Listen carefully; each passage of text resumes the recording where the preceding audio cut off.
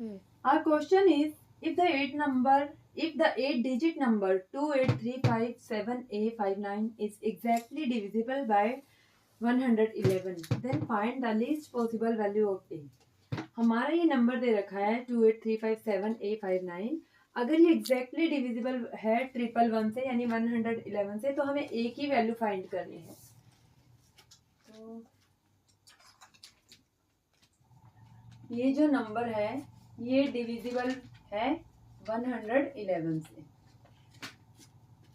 तो हमें 111 का जो डिविजिबिलिटी रूल है इसके लिए वो पता होना चाहिए।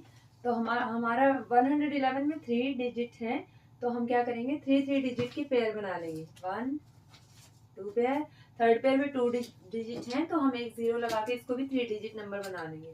उसके बाद इन तीनों पेयर्स को अलग कर दो। उसके बाद हम क्या करेंगे, इन तीनों पेयर्स का सम करेंगे।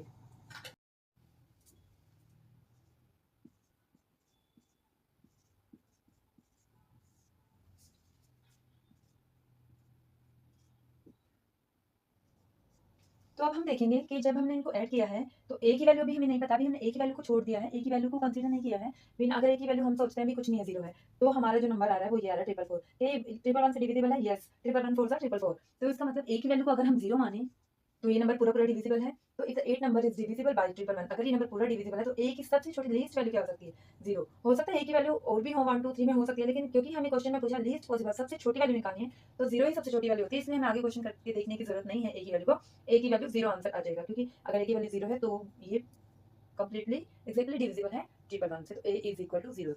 ए इज द करेक्ट आंसर।